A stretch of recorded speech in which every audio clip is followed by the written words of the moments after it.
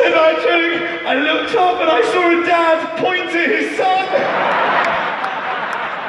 That's never happened before. It was fucking amazing. I fucking knew that is. You bastard. Oh, thank you for making my joke. That was the best thing I've ever seen. Oh, fuck. What's happened there is I've just remembered what the next joke is. And if you didn't like that one, you are going to hate this one. I can't do it. I can't do it. Do it! Alright, I'm gonna do it! I'm gonna do it. You know what I'm like? A little bit of peer pressure and I cave. But if they don't like it, mate, it is your fault, okay? Ready? So, anyway, put yourself together. I'm talking about having kids again. I'm lying in bed with my girlfriend, and she turns to me. Sorry, she didn't do that. What? Wait, is there someone in here? No, she turns to me, and she goes, I'm talking about having kids, and she throws this curveball at me. She's like, Jack, would you ever consider adoption? I went, well, only if you got pregnant.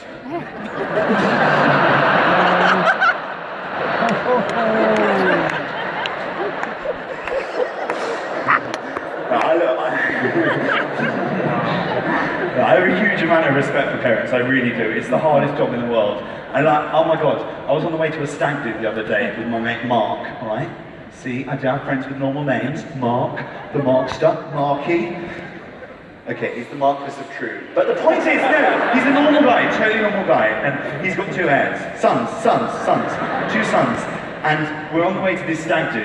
He turned to me, he said the saddest thing I've ever heard come out of a human being's mouth, right?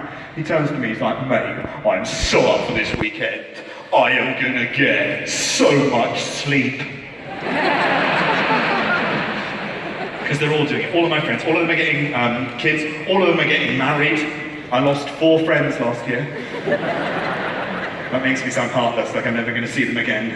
Statistically, 2 of them will come crawling back. And realistically, 4. I don't object to other people's happiness, I don't. What I object to is their delusion of my level of interest in it. Wedding lists, that's the worst. Oh my God, the cheek of these people with these bloody wedding lists. I got a wedding list through the other day. The opening sentence of this wedding list on the email, Dear Jack, you've probably been wondering about our wedding list. Nope! Wondering, yes, I've been lying awake, what with all the wondering I have been doing. Cold calling John Lewis on an hourly basis, when's it going up? The first time I got a wedding list through, I thought it was a wind-up. These are grown adults. Here is a list of the gifts that we want. I had to run to the mirror to see whether I'd grown a big white beard and a fucking sleigh.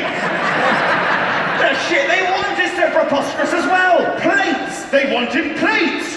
You didn't have those before? Yes, we're getting married and we just thought it was time for us to stop eating our food directly off the table. Or when they go high-end, that's even worse. Oh my God, I got one through the other day from my best mate from Manchester University. My uni mate, he is asking for a Royal Albert tea set. I'm like, mate, I've seen you eat Frosties out of a Plimsoll. 30 quid as well, 30 quid at John Lewis for the Royal Albert tea set. I know somewhere you can get an entire 32-piece crockery set for $4.99, it ain't fucking John Lewis! In the end, I gave him an even better bargain.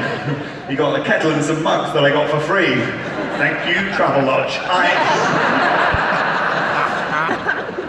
The only thing I like about weddings, right, and you must have seen this as well, the best thing in the world about weddings, right, is bumping into a bloke that you met on the stag do that is now with his missus.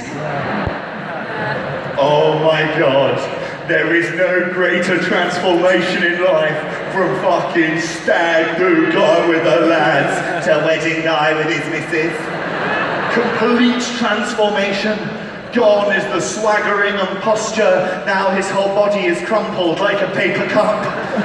The Borat mankini has been folded away for a rainy day.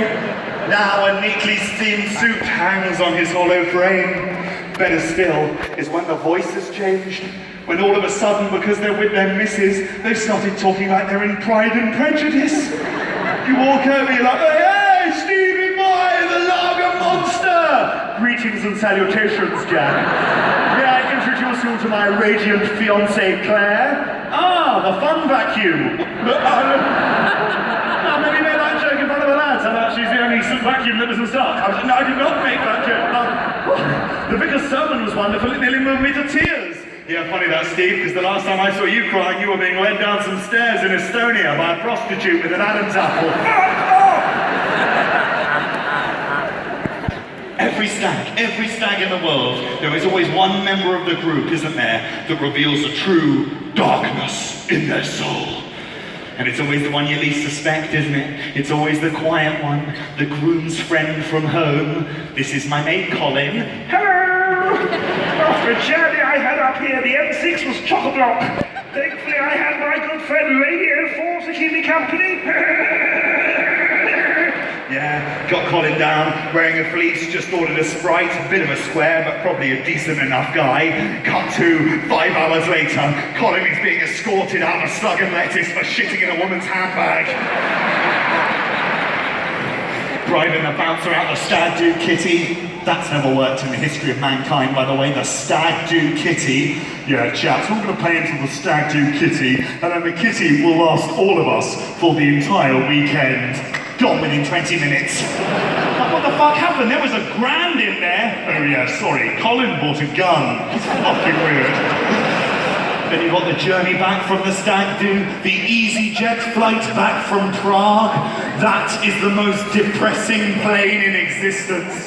You're all sat there like shivering ranks, broken men returning from war. The deafening silence throughout the fuselage of 1,000 stories that could never be told.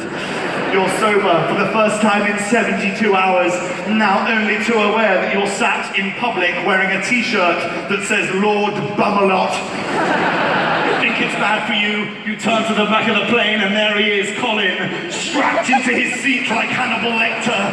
He's got a black eye, a criminal conviction and hepatitis B. And a fear slowly creeping across his face that come Monday morning it's back to work teaching in his primary school.